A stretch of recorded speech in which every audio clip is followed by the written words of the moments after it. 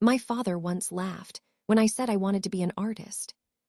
He told me I'd end up broke, that real jobs didn't come with paint on your hands. 8 years later, he called and asked for my autograph so he could sell one of my paintings. He didn't know it was already hanging in a museum. Would you believe your own mother could steal from you and blame you for it? If it happened to you, would you let it go, or would you make her face what she did? My name is Lena. I grew up in a suburb outside Cleveland. The houses all looked the same. Lawns trimmed, driveways clean, neighbors who nodded but never stopped to talk. My dad, Daniel, was an accountant. He liked things lined up, columns, routines, dinner at 6. My mother worked nights as a nurse when I was younger, so it was mostly him and me at the table. He kept a calculator beside his plate, even when he wasn't working, just thumbing the buttons like it was a nervous tick. I was the quiet one. No brothers or sisters to hide behind. I drew on everything, scraps of paper, the margins of my homework, sometimes the back of receipts if I could grab them before he shredded them. My dad used to shake his head and say, "That's not a real hobby, Lena. You can't live on dreams." When I got older and started painting, he'd leave the garage door open so the smell wouldn't drift inside. He said oil paint was a waste of money. Most nights, I'd wait until the house was quiet before I started working on my canvases. I kept them stacked in my closet or under the bed. Sometimes, I'd come home and find one missing. My dad would shrug and say the cleaning lady must have tossed it. We didn't have a cleaning lady. I never called him out on it, just picked up another canvas and started over. Every family dinner, he'd make the same joke about my art. "Art won't pay the bills, Lena." Then he'd laugh and my mom would try to smile, but she looked tired. I thought maybe he was worried, or trying to push me toward something safer. I told myself he'd get used to it. I even believed it for a while. But looking back, it was more than that. There was something in his voice that didn't want me to keep going. I see it now, how he chipped away at the edges, hoping I'd stop trying. The gallery was full, which surprised me. I hadn't expected that many people, even with the emails and the posts and the reminders sent out in the weeks before. There was music playing, low and tinny, and the smell of wine and new canvas. I stood near the entrance, nodding at people I half recognized from art school or from social media. My friends clustered around one of the smaller pieces, whispering to each other. My mother hovered by the drinks table, refilling her own glass, glancing at the door every few minutes. He was late, almost an hour. When he finally walked in, he didn't look at me. He stopped in the middle of the doorway, holding his coat, and scanned the room like he was checking the turnout for a PTA meeting. His mouth pulled sideways when he caught my eye, and he gave a short, tight nod. I heard my mother call his name, but he ignored her and walked in a slow line toward the center of the gallery, past the crowd, past the table of business cards. My curator, Julia, approached him first. She offered her hand. He barely looked at her, just nodded, and then turned to the room, raising his voice a little. He said, "Looks like quite the crowd. Did you hire extras for this?" Some people laughed, awkward and short, not sure if it was a joke. She looked at me, her mouth tight. I kept my face still. I tried to find something to do with my hands, but they just hung at my sides. I watched my father move around the room, stopping in front of each piece for maybe half a second, never close enough to see the brushwork. He leaned toward one of my high school friends and said, "I hope she gave you a decent appearance fee." I heard someone cough behind me. My mother crossed the room, trying to reach him, but he'd already moved to the big canvas, the one I'd spent nights finishing, the one that was supposed to anchor the whole show. He stood in front of it, arms folded, and shook his head, making sure everyone saw. He said that's supposed to be art, and actually laughed not loud but sharp. It echoed. I saw Julia's face go blank. My friend Sam stepped away from the group. Another couple looked down at the floor, suddenly interested in their drinks. I stood there, half smiling, pretending not to notice. My hands were shaking. I tried to look busy, but all I could do was stare at the floor, then up at my father, then at the faces turning away. He didn't stop. He kept moving around the room, pointing at things, making little comments under his breath to anyone who would listen. A few people tried to laugh with him, but most just drifted toward the exits or over to the food table. Julia came over and touched my shoulder. She said, "Ignore him. This is your night." Her voice was soft, but I could see she was embarrassed for me. I nodded, but I couldn't move. It felt like the lights had gotten brighter, sharper, and my skin itched under my jacket. My mother finally got to him, took his arm, and tried to pull him aside. He shrugged her off and kept scanning the crowd, checking his watch. He looked bored, like he was waiting for the movie to start. More guests started to leave early. I heard footsteps and the sound of the door. My friend Lily squeezed my hand, whispered, "It's fine. He's just being himself." I tried to nod, but my face felt stiff. At one point, I caught my father staring at me. He raised his eyebrows, as if asking, "What did you expect?" Then he walked over, patted my shoulder, and said, "Well, you tried." Not everyone's cut out for this. I kept my eyes on the wall behind him, blinking hard.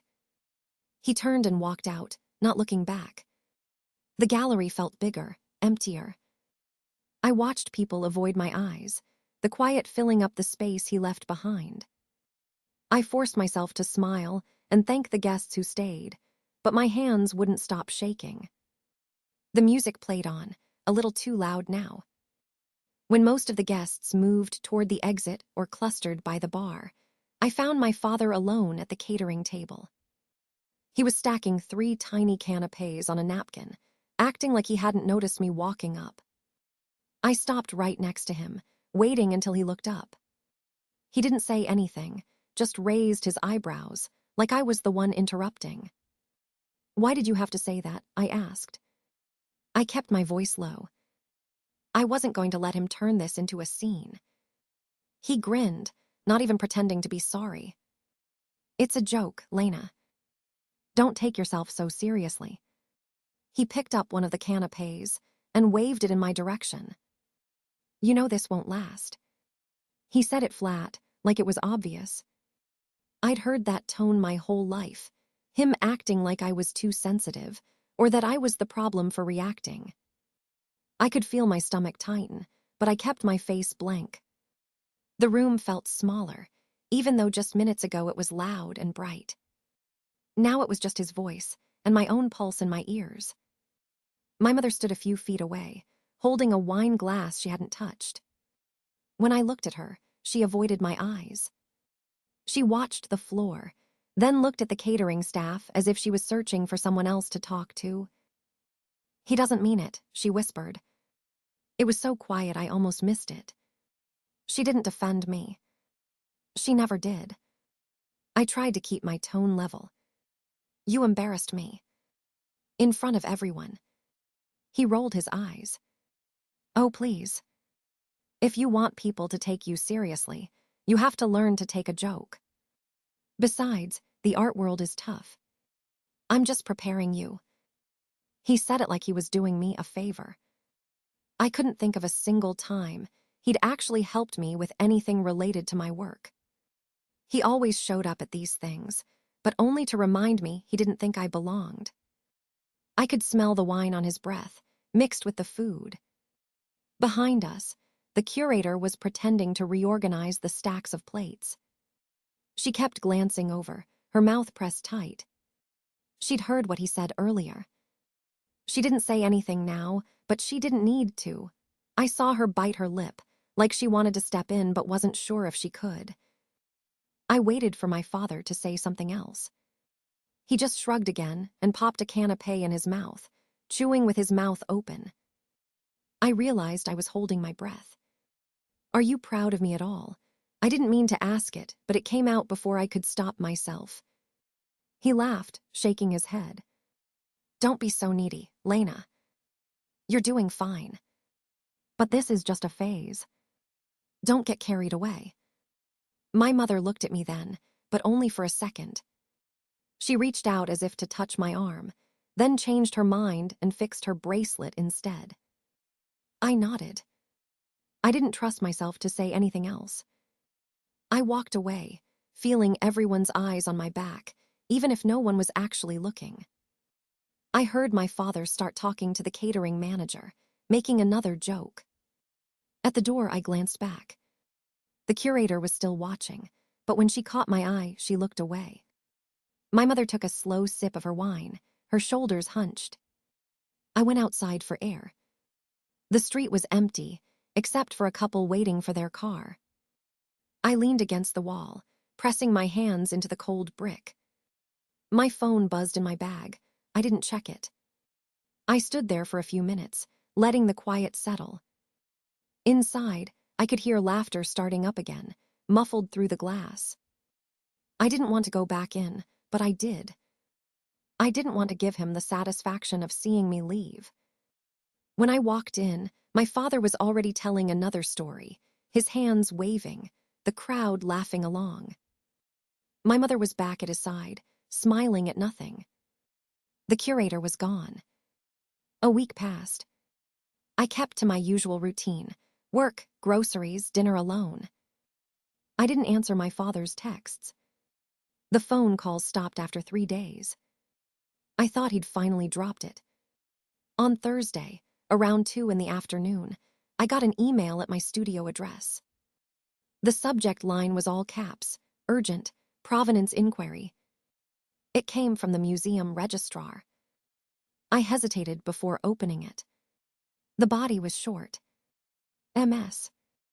Kozak, please clarify the attached document at your earliest convenience. There was a PDF attached. I clicked it open. It was a scan of a consignment agreement, one of the museum's forms. My name appeared in print, then a signature that looked almost like mine. The painting listed was familiar distance, the landscape I'd shown at the reception. The seller's name in the upper right corner, Daniel Kozak. My father. I checked the signature again. It was shaky, rushed. Not my hand, but close enough that it might pass. I read the document line by line. The selling price was blank. The section about artist's representation was filled in with a single sentence: consigned by owner. At the bottom it said, last modified by D. Kozak at email.com. I scrolled back up. My stomach felt cold, not sick, just empty. He'd taken my painting. He'd forged my signature. D, tried to sell it through the museum, as if it was his to give away. I called the registrar's office. The phone rang twice before someone picked up. This is Rachel Kozak, I said. I just got your email about the consignment document. Yes, MS. Kozak. Thank you for getting back to us. We had a man come in, Daniel Kozak. He said he was acting on your behalf. But the paperwork looked off, and your signature didn't match the others we have on file. Did he leave the painting with you? No, he said he'd bring it tomorrow if the paperwork checked out. I see. Is this something you authorized? No, I said. He's my father. I didn't sign that document. That painting is mine. There was a pause. All right. Thank you for clarifying.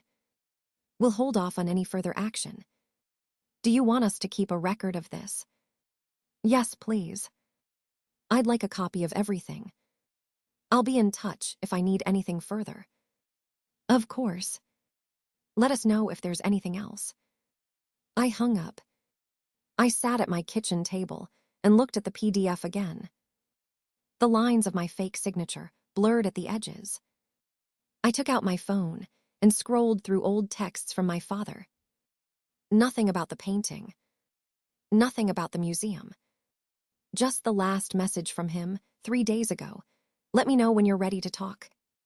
I closed my eyes for a moment. I didn't feel angry, not yet. I felt nothing. I got up and went to the spare room, where I kept my finished work. Familiar distance was gone. I hadn't noticed before. I checked the stacks twice, then the closet. Just empty space where it should have been. I went back to the kitchen and sat down again. I opened a blank document on my laptop. I started listing everything I could remember from the night of the show, who had keys to my apartment, when I'd last seen the painting, what my father had said. Small details kept surfacing. The way he'd hovered by my bag at the reception, the spare key that had gone missing 2 weeks ago. I wrote it all down, line by line. I saved the file. My hands felt steady. I didn't tell anyone. Not yet. I waited in the quiet apartment, listening to the sound of the fridge, the hum of cars outside. The sky darkened. I kept thinking about the forged signature, how close it was to my own. The painting was gone. My father had taken it, and for a moment, I almost believed nothing would happen next. I sat there, waiting for something to shift. The front steps creaked the same way they always had. I let myself in, not bothering to text or call ahead. My mother was already asleep, judging by the quiet and the faint blue light coming from under her door. The house smelled like old wood, lemon polish, and something new, maybe her latest candle from the gift shop downtown. My shoes barely made a sound on the hall rug. I walked straight past the living room, ignoring the old family photos, and climbed the stairs. My bedroom door was open. The bed was still made up in the faded quilt she'd sewn when I was in middle school. The bookshelf hadn't changed. My childhood art supplies were stacked in a plastic bin next to the desk. I sat for a minute, not touching anything. My father's voice carried up from the kitchen. He was still awake, talking to someone on the phone, using that low, official tone he saved for business. The office door was at the end of the hall. I tested the handle. Locked. I could hear the whir of his desktop computer behind the door, and the faint clink of glass on the desk. I leaned my forehead against the frame, listening. His voice trailed off after a few minutes. Then his footsteps passed down the stairs and out the back, onto the porch. The screen door shut with a soft bang. I knew his routine. He would walk the block and check the garden, sometimes sit on the bench outside the bakery. I went to the linen closet, pulled out the old tin with sewing needles and mismatched buttons. I found the thin metal hairpin I used to use for art projects and walked back to the office. It took about a minute to pop the lock. The door swung open, silent on its hinges. Inside, it was the same as always. Dry erase boards crowded with scribbled reminders. Family tax files. Certificates on the wall. The desk was cluttered with receipts and a mug half full of cold coffee. I opened the bottom drawer. Files, nothing unusual. The middle drawer stuck for a second, then gave way. Right at the front was a blue folder with a white label, Lena Art. I pulled it out and set it on the desk. The folder was thick, bulging at the seams. I flipped it open. The first page was a gallery invoice with my name and a sale price I didn't recognize, higher than I'd ever been told. The next several pages were exhibition pamphlets, all with my paintings on the cover, some from shows I hadn't even known about. There were printouts of emails between my father and at least 3 different galleries. He'd signed them all in his own name, not mine. Near the back of the folder was a handwritten list, my father's blocky writing. Every painting I'd ever sold was listed, with columns for gallery price, paid to Lena, and held. Some of the numbers matched up. Others didn't. There were gaps, and prices that had been crossed out and rewritten. At the bottom, a new line. Museum possible big payout. I took out my phone and started taking photos of every page. My hands shook, but I kept going. I zoomed in on the invoices, the email printouts, the notes. I made sure to get the front of the folder, the list in his handwriting, everything. I didn't hear anything from downstairs. No footsteps, no creak of the porch. I finished with the last page and put everything back in the exact order I'd found it. The air in the office felt stale. I closed the drawer, checked the door, then relocked it. I slipped back down the hall to my bedroom, shut the door, and sat on the bed with my phone. I scrolled through the photos, trying to make sense of the numbers and the crossed-out lines. I stared at the words museum, possible big payout until the letters blurred. I made myself breathe slowly, counting each inhale. I listened for my father coming back inside, but all I could hear was the tick of the hallway clock. I put my phone face down on the quilt and waited.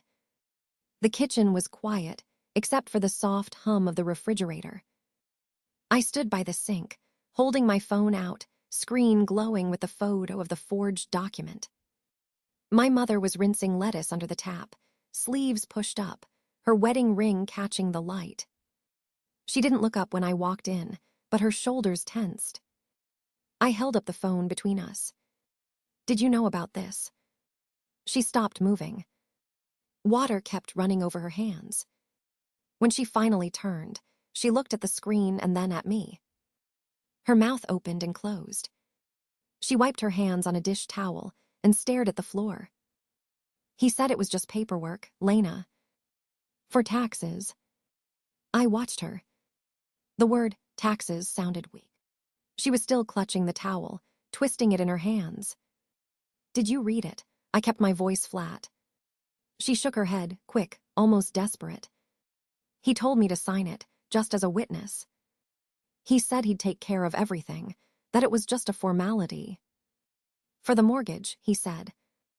I scrolled to the second photo. Her signature neat, right next to his. My own name, forged in his familiar handwriting. I turned the phone again, so she had to look at it. "You signed as a witness," I said. She closed her eyes. "I'm sorry, Lena. I didn't know. He told me Dee agreed that it was nothing. He needed some money for the mortgage. He said you'd never even notice." I stood there for a second, feeling how small the kitchen seemed. I could hear voices from the TV in the living room, muffled. My mother's hands were trembling. She tried to put the lettuce in a bowl, but dropped a few leaves on the counter. "Did you ask him about it, or did you just sign?" She flinched at that. "I trusted him. He's your father. He said you were helping us, that you understood. He told me not to bother you with it." She traced a little circle on the counter with her finger, like she was scrubbing out a stain. I watched her for a long moment. I could see her age in the lines around her eyes, the gray at her temple. She wouldn't meet my gaze. "You know it's not just taxes," I said. She nodded, but she looked away. I think she knew exactly what it was, or at least had guessed. She just didn't want to put it into words. "He said it was just a little help," she whispered. "He was stressed about the house, about the loan. He said it was temporary." I let the silence stretch. She didn't look up. "You should have called me," I said. Her voice shook. "I didn't want to worry you. I thought he was telling the truth. I never thought he'd—" She stopped, pressed her lips together. I studied the dish towel in her hands, now twisted tight. I realized she wasn't just guilty. She was scared of me, of what I might do, maybe of him too. She de-signed her name without reading, and she knew it. And somewhere in her voice, I heard something else. Resignation. "You know this isn't right," I said, quieter. She nodded again. "I'm sorry, Lena. I'm so sorry." I put the phone down on the counter. I wanted to scream, but I kept my mouth shut. I could feel the heat rising in my chest, but I just took a step back. "He lied to both of us," I said. Her hands dropped to her sides, dish towel forgotten. I saw tears in her eyes, but she blinked them away. She went back to the sink, started rinsing the lettuce again, like if she just kept moving she could scrub the whole thing away. I left the kitchen. I heard her start to cry, quietly, behind me. I didn't go back. I spent the next week moving slower, but thinking faster. I started with the museum. I called their accounting office, explained I was the artist behind the piece in their lobby. I kept my voice steady, flat. The woman on the phone asked for my name, then asked if I was related to Frank Marston. I said yes. She hesitated, then said she'd email me the transaction log if I could prove my identity. I sent her a copy of my driver's license, attached to an old contract with my signature on it. I waited 2 days. On Thursday, the email came. 2 PDFs. I stared at the numbers for a while. My hands were cold. I opened my dad's old tax returns from last year. He'd left them on my computer so I could help him with TurboTax. The checking account on the refund matched. $14.67. I saved the PDF to a folder marked Evidence. The second document was a copy of the commission agreement. His signature was bold, black, almost angry. My name was there, too. I pulled up old scans of my real signature, put them side by side. The R in Marston was wrong. The loop and the J for Julia was too neat. I screenshotted everything, put it all in the folder. I labeled each file by date and source. I found the original emails from the museum's curator in my inbox, the ones addressed to me, then the ones that started coming to my dad's email address. The switch happened on November 12. Before that, they'd been talking to me. After that, it was all him.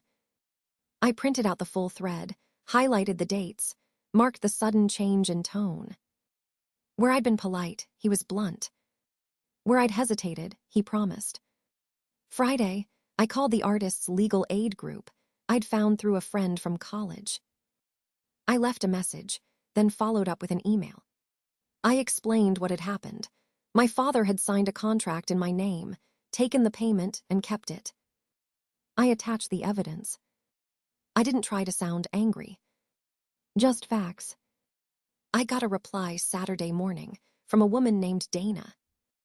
She said she'd seen cases like this before, that it was both copyright infringement and fraud. She told me to keep gathering documents and to avoid confronting him in person for now. I started going through the house for anything else. Receipts, sketches, the email printouts. I found my original concept, drawings in a drawer in his office. They were unmarked, but the graphite smudges on the edges were mine. He'd even kept the post-it note I'd stuck on the back. For installation, lobby only. I took photos of everything. That night, I made a spreadsheet. I listed every piece of evidence, what it was, where I'd found it, who could verify it. I put it all on a flash drive and hid it inside the lining of my winter coat. I didn't want him to find it on my laptop. I stopped talking to him. I answered his questions with yes or no. He didn't seem to notice. He spent most of his time in the garage, tinkering with old radios, humming under his breath. At dinner, he told my mother he was expecting a windfall soon. She looked at me but didn't ask. No one said anything about art. I started sleeping with my phone under my pillow. The house felt small, even with 3 bedrooms.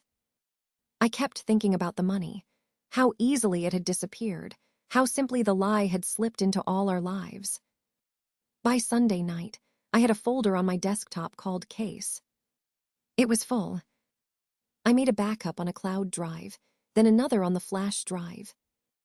I wrote out a timeline of every step, every email, every conversation I could remember. I sent a copy to Dana. I didn't feel angry. Not in the way I expected. It was more like a steady pressure, pushing me forward. I knew what I had to do. The plan was simple. I would not confront him. I would not shout. I would let the process work. I just needed proof and time. My phone rang while I was sorting laundry. It was my father. I hadn't heard from him in a few weeks, not since the last strained dinner. I stared at his name for a moment. Then I answered. "Hey, kiddo," he said. His voice was lighter than I remembered. "Can you come over this afternoon? I've got something for you to sign." I hesitated, then said I could be there in an hour. He sounded almost cheerful. It threw me off. I spent the drive over replaying his words, trying to guess what he wanted. My father wasn't the type for random warmth. He met me at the door, smiling. He looked tired, but he was trying to act upbeat. He even hugged me, which was rare. I followed him to the kitchen. He had papers spread out on the table. He gestured to a chair for me. "I made some coffee," he said, already pouring a cup for me like we were close. He slid a document across the table. It was a printout, thick paper, official-looking header. Certificate of Authenticity, it read. Below that, my name as artist, the title of a painting I'd finished a year ago, and a blank line for my signature. "Just need your autograph," he said, tapping the line with a pen.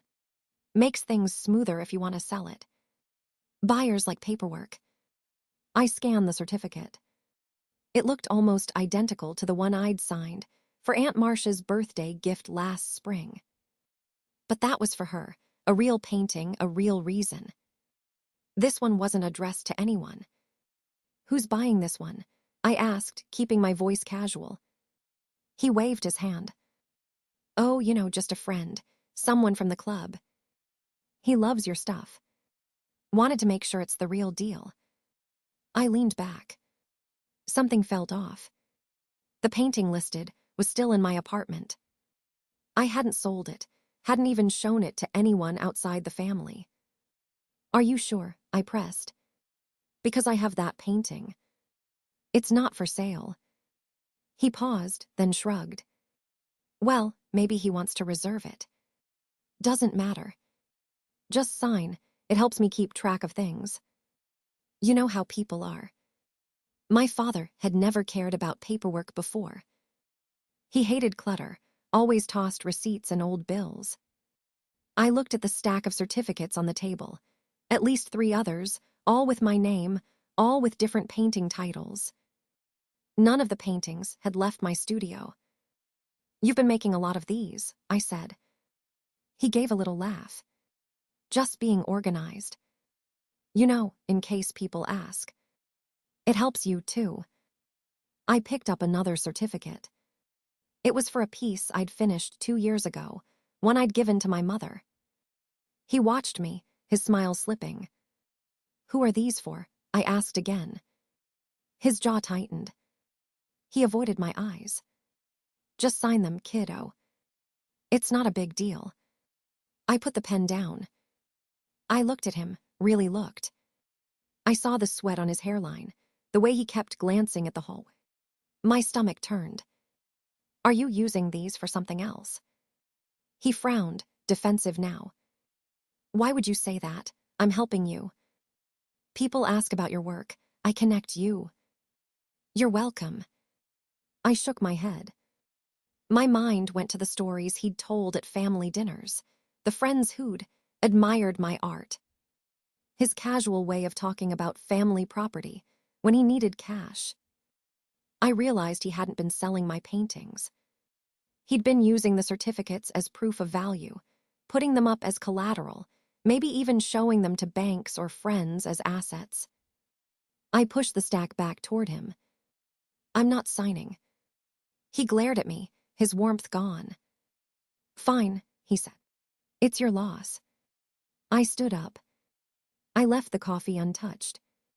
As I walked out, I heard him mutter something under his breath, but I didn't catch it. My hands shook on the steering wheel the whole way home. I started to see every past request in a new light. The pattern was there, I just hadn't wanted to see it. I looked at the certificate on the kitchen table. It was printed on heavy paper, my father's neat handwriting already on the signature line. I picked up the pen, glanced once at my mother's careful face, and signed below his name. My hand didn't shake. She watched me, lips pressed together, her eyes flickering with something I didn't want to name. When it was done, she slid the certificate back into a folder, closed it, and tucked it into her bag. "Thank you," she said. "We'll get this to the museum first thing. It's important for your father's reputation." I nodded. "I'll see you out." We walked to the door. She paused on the threshold, searching my face for some sign. I kept my expression flat. She stepped into the hall without another word. I closed the door behind her and locked it. The apartment was quiet after they left. I went to the desk by the window, booted up my laptop, and opened the folder I'd built over the last week. Every email, the invoices, the old photos, scanned and labeled. The voice memo from the phone call with my father, where he'd slipped and named the painting's original owner. The WhatsApp screenshots. I pulled everything into a single PDF, double-checked every page, then saved it to a new folder labeled Demand Letter. I opened a blank document. The words felt clinical, easier than I expected. I addressed it to my father, CCing my mother, the museum director, and my lawyer's generic intake address. The subject line was short. I wrote, "Art theft and fraud, immediate action required." I kept it simple. I stated that I believed the certificate was forged, that the painting's provenance was falsified, and that the sale was based on misrepresentation. I attached the evidence. I said that unless the sale was halted and the truth disclosed to the museum within 48 hours, I would forward the evidence to the local authorities and the press. I read it once, then again. I changed nothing. My throat was dry. I stared at the send button. It was just after midnight. I hit send. For a moment, nothing happened. Then the outbox pinged, and my copy slid into my inbox. I watched the screen, half expecting a reply to come back within seconds. Nothing. I got up, filled a glass of water, and stood by the window, looking down at the empty street. The city was silent, the only movement the flicker of a taxi turning the corner. I sat back down, checking the email again. Still nothing. I opened my phone. 2 unread messages from my mother. "Please call me when you have a moment, and we need to talk about tomorrow." I closed them without responding. The minutes ticked by. I refreshed my email, counting the small blue dots that appeared and disappeared. I checked the PDF again, flipping through the evidence. Everything was there. I thought about calling my lawyer, but it was too late, and I knew she would see the message in the morning. I turned off the main light and sat in the blue glow from my screen. My hands were steady, but my shoulders ached. I waited for the ping that would show someone had replied, or at least opened the file. Nothing came. I thought about my father, whether he was awake, if he'd check his email before bed, or if he'd see it first thing in the morning. I pictured my mother reading it, her careful routine broken, her plans upended. I set my phone on the desk. I didn't move for a long time. I listened to the refrigerator hum, the soft creak of the radiator. The city outside kept quiet. My inbox stayed empty. I watched the time crawl past 1:00 a.m., then 2:00. I wondered what they would say when they saw my name in the CC line, the attachment open and undeniable. I wondered who would call first. I didn't go to bed. I sat and waited, letting the silence fill the room. My phone started buzzing before sunrise. At first, I thought it was an alarm or maybe a spam call. But when I looked, it was my father's name filling the screen. I let it ring out. Then another call. Then another. I turned the sound off and watched the screen light up, one after the other, like some kind of warning. I didn't listen to the messages right away. I showered, made coffee, and sat at the kitchen table with my laptop open. The apartment was quiet.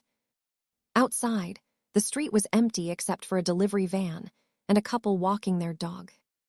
It felt like any other weekday morning, but my hands shook a little when I reached for my mug.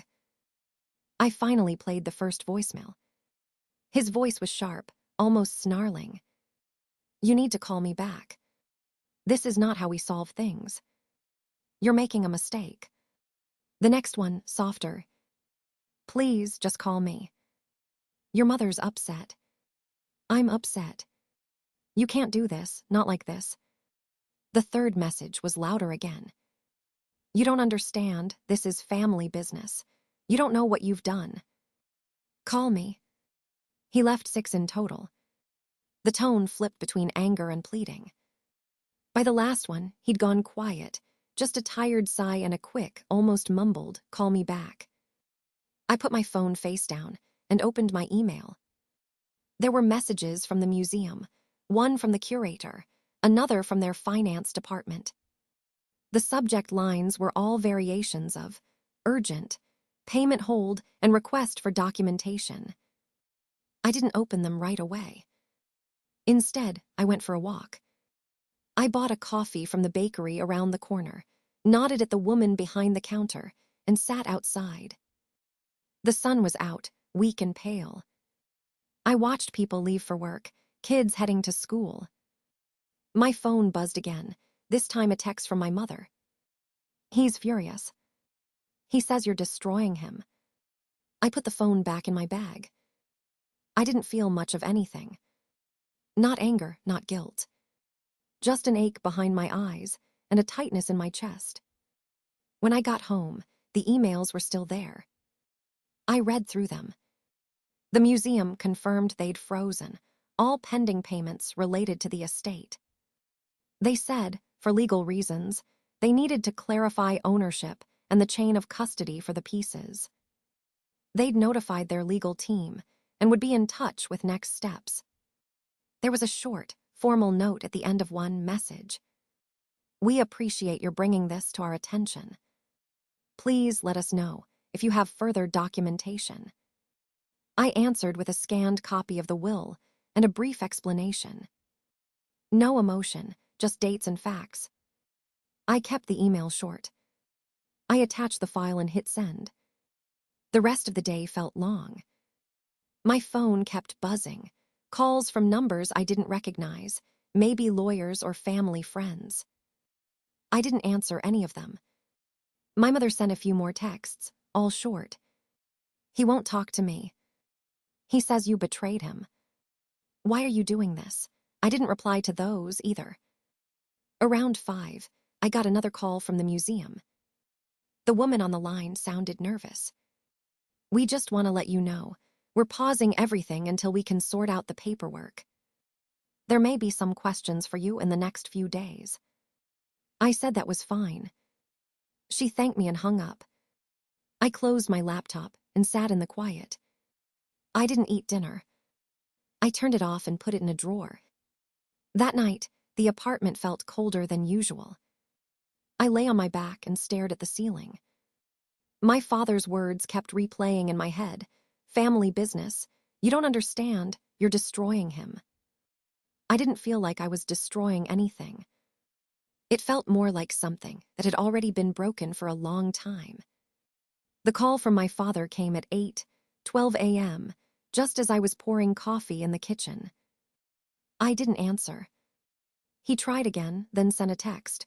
"Call me. Urgent." I set the phone face down and listened to the hum of the refrigerator. An hour later, my mother's voice came from the foyer. She didn't take off her shoes. Her coat was half buttoned, and her hair was still damp from the shower. She stood in the doorway, holding her bag like she wasn't sure if she was staying or leaving. "You need to fix this," she said. I waited. She stepped into the kitchen, lowered her voice. "The firm called an emergency meeting. Your father is on leave. People are talking," she said. "Your uncle won't return our calls. The Johnsons canceled dinner. She looked at me like I was holding a grenade with the pin out. I kept my hands on the counter. She tried again. This will ruin him, she said. You can't let it go this far. I said it was already ruined. She shook her head like I was speaking a different language. She wanted names. Who sent the package? Was it me? Did I talk to anyone? I told her I hadn't sent anything to the firm myself. That was true. I'd only gathered the files and left them in the right mailbox. That was all. She asked what I wanted. She sounded tired, not angry. She wanted me to draft a letter, say it was a misunderstanding, that I'd made a mistake with the bank statements. She said the firm would let it go if I withdrew the complaint. We could fix it as a family. No one else needed to know. I told her I was done lying for him. She put her bag down and sat at the table, hands folded, eyes closed. She asked if I understood what would happen to them if the firm pressed charges. She talked about the mortgage, my father's pension, her reputation at the school. She said she'd never survive the humiliation. There's still time, she said. We can make this go away. I looked at the window. The street was empty. The neighbor's dog barked once, then stopped. I told her I wouldn't change my story. I said it quietly. She didn't answer at first. After a while, she stood up, picked up her bag. She said she hoped I'd be able to sleep at night. She left without looking back. I heard later that afternoon, through one of my father's old friends, that the managing partner had called him into the office conference room. They showed him the envelope with his name on it, the copies of the receipts, the letters. I imagined him reading the printouts, trying to explain away the signatures, the withdrawals, the lines he'd crossed out with his pen. They told him to clear out his desk and not to come back until the investigation was over. Within hours, the news circled through the firm, then spread to the local business council, and finally reached the people who'd always sat at our kitchen table for holidays. No one called that night. The house was silent, except for the washing machine and my mother's footsteps upstairs. I sat in the living room and listened. I heard my parents' bedroom door open, then close. I thought about how many years I'd spent protecting the quiet in this house. I remembered how my father used to say, "Never air your family's laundry in public." I thought about laundry, about dirt that never comes out. I thought about what comes next when you stop pretending. The press release went out on a Wednesday morning. I found out before I even got to work. My phone vibrated with a news alert, then 2 emails from people at the museum who hadn't spoken to me in weeks. I clicked the link, still in bed, and saw my painting on the museum's home page. Underneath, in black and white, acquired directly from the artist Anna. My name. Not his. I read the short paragraph twice. They decorrected the provenance. There was no mention of my father anywhere. The last line said the museum was committed to upholding ethical standards in acquisitions and attribution. I didn't feel anything at first. I just stared at my name, not moving, until the second email came. I got dressed. I didn't call anyone. I didn't even tell Marcus, who was making coffee in the kitchen, that anything had happened. He asked if I wanted toast. I said yes, then sat at the table with my laptop open, refreshing the museum's site again. No new updates. My painting was still there. My name was still there. It was real. By noon, the news had spread further. A few small art blogs picked up the story. They used the museum's quote, copied the image, and wrote a line about the correction. No one said my father's name. I watched the coverage grow on my phone while pretending to listen during a meeting. My boss's face flickered on Zoom. I nodded and said I agreed. The museum didn't mention what happened to my father, but I heard from someone inside that he'd been called into HR the day before. By afternoon, I got the message from my mother. She wrote, "Dad was let go. He says you could have stopped this." I didn't answer her. That night, a reporter I'd never met emailed me. She attached a forwarded message. It was from my father, sent earlier that day, addressed to her editor, subject line in all caps. "My daughter ruined me." The body of the email was long. He wrote that I was ungrateful, that I'd always been difficult, that everything he'd done was to help me. He said I'd set him up, that I'd manipulated the museum, and that I was vindictive. He said, "She has always needed to win and cannot stand my success." The reporter's only comment below was, "Thought you should see this." I didn't reply. I read his words again, slower this time. I pictured him at his desk, typing the message, probably sweating, probably alone. The tone was familiar. It was the same voice he'd used when I was a child and did something he didn't like.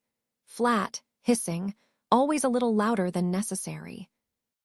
I realized he hadn't mentioned my painting at all. It was only about him. Every sentence circled back to his reputation, his sense of being wronged. There was nothing about art, or family, or what he'd actually done. I closed my laptop and sat in the dark for a while. I could hear Marcus in the next room, talking to someone on the phone. The next morning, my inbox was quiet.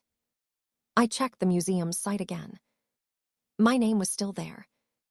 There was a new plaque next to the painting. Someone sent me a photo. It was simple, just my name and the year. My father's plaque was gone. There was no trace of him in the gallery now. I kept looking at the forwarded email. I saw it for what it was. My father's pride had depended on me staying small. He'd never wanted me to succeed unless he could claim it. Seeing my name alone, without his, had broken something in him that I never could have fixed. I felt nothing but tired. I closed the email and deleted it. I went back to the house on a Thursday afternoon. The sun was out, but the driveway was empty. I parked at the curb and left the engine running for a moment, just listening. My hands were steady. I hadn't told anyone I was coming, not even my mother. I unlocked the front door with my old key. It still worked. The house was quiet except for the clock in the hallway. I walked to the guest room, where my paintings were stacked against the wall. There were 6 of them left. 3 were wrapped in plastic, the others leaned bare against the drywall. I looked at each one, checking for scratches or dents. I didn't find any. I picked up the largest first and carried it out to my car. Then 2 more, then the last 3. It took 4 trips. No one stopped me. I closed the trunk and locked the car. Inside, I looked around once more. The family photos on the mantel were the same. My father's slippers under the coat rack. I didn't touch anything else. I left my key on the kitchen counter, next to the pile of unopened mail. I turned off the light and closed the door behind me. At my studio, I changed the locks. The landlord didn't ask questions when I called. She came by with new keys and watched as I handed her the old set. She looked at me, hesitating. I told her I needed privacy. She nodded. I put the keys in my pocket and carried my paintings up the stairs myself. My arms ached by the end. I leaned the canvases against the far wall, in a line. I sat down on the floor, facing them. The room smelled of paint and dust. I didn't turn on the radio. I blocked my father's number that night. I stared at the contact on my phone for a few seconds before hitting the button. It didn't feel like anything. I put the phone down and made tea. My mother called the next day. I answered, letting her talk first. She asked if I was coming for dinner, if I'd seen the news, if I was all right. I told her I was busy. I kept my voice even. She started to cry, quietly. I waited for her to stop. I said I needed to work. She hung up first. The museum sent an envelope by courier. I opened it at the kitchen table. There was a formal letter on heavy paper with a typed apology. They regretted the confusion. They valued my contribution. They hoped to work together again. There was a check made out to me for the full amount of the commission. No conditions, no notes. I stared at it for a while, then put it in a drawer. I didn't call them back. I cleaned the studio that weekend. I swept the floor, washed the windows, wiped down the tables. I sorted my brushes into jars, lined up my paints by color. I didn't listen to music. The building was nearly empty. I took down the old calendar from the wall and threw it out. I opened the window and let the air in. I sat at the work table and started a new sketch, just lines at first. My hand didn't shake. At night, I lay in bed without checking my phone. I didn't wait for it to vibrate. I fell asleep early, with the window cracked open. I woke up once around 3 and stared at the ceiling. I listened to the quiet. There was no anger in my chest, just a kind of empty space. I closed my eyes and slept until morning. When I woke up, the sun was already up. I made coffee and sat by the window, watching the street. I didn't think of my father. I didn't think of the museum. I looked at the light on the sidewalk and started planning the next painting. My father hasn't called me since the news came out. The last message in the family group chat is from months ago, a forwarded meme from my uncle. No one replied to it. My mother texts sometimes, just to ask if I'm eating or if I've seen the latest movie. She visited my apartment once, brought a plant, didn't mention my name in the papers or the interview I gave. She looked around the living room, saw my canvases stacked in the corner. She said, quietly, "It's nice here." We ate takeout and watched TV. I didn't ask about him, and she didn't off. The museum now has my painting on permanent display. The plaque lists my name, dates, and the story of its disputed authorship. I walk by sometimes when it's quiet and watch school groups file past. A few people stop to read the little card. I stand far enough away that no one recognizes me. The gallery that represents me now is national, not local. I sign every contract myself. The lawyer they recommended reads every line twice. I pay her invoice the same day. My apartment is small, but it's mine. Rent comes from direct deposit, not a parental transfer.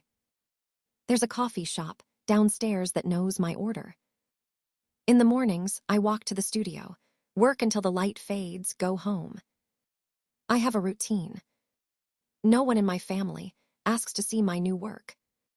The group chat pings sometimes, but only when someone shares a family photo from years ago. I don't reply. I save the photos anyway. The silence is steady. I know what I own now. 6 months have passed since the opening at the museum. The house is quieter. I work most mornings with the windows open, letting in the city noise. My father hasn't called since the article came out about the investigation. Sometimes his name appears on my phone, but I let it go to voicemail. He doesn't leave messages anymore. The painting that started everything hangs in a side gallery now. I visit sometimes, watching strangers stop and tilt their heads. I don't linger. I never introduce myself. When I walk home, I take the long way, past the bakery where my mother used to buy bread on Saturdays. She sent me a text after the news broke. "I hope you're safe." We haven't spoken since. Yesterday, a plain envelope came in the mail. No return address, childish handwriting, a school somewhere in the suburbs. Inside was a folded sheet of notebook paper. She wrote that she saw my painting on a school field trip. Her father told her art was a waste of time, but she wanted to paint anyway. She said the colors made her feel like she belonged somewhere. She asked if it was hard to keep going when people wanted you to stop. I read her letter twice. I pinned it above my desk, just over the discoloration left by the frame where my father's signature used to be on the old consignment form. The corner sticks out a little. I keep glancing up at it while I work, tracing the uneven lines where she wrote her name. The studio smells like turpentine, and does most days. Sometimes I think about my father, what he'd say if he saw the letter. Sometimes I don't think about him at all. The work keeps going, slow and steady. The letter stays where it is. That's the story of how I handled my family, using me for their own gain. It still doesn't feel real sometimes, looking back at how casual the betrayals were and how quiet the fallout ended up being. Do you think I went too far or not far enough? If your own parents and sister tried to profit off your work behind your back, would you have let it slide, or would you have blown it up the way I did?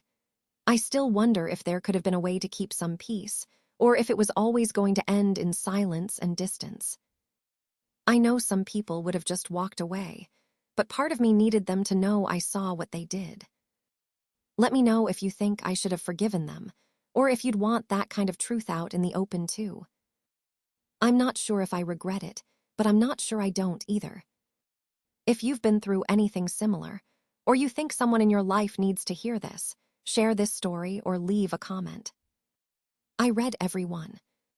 What would you have done if you were in my place?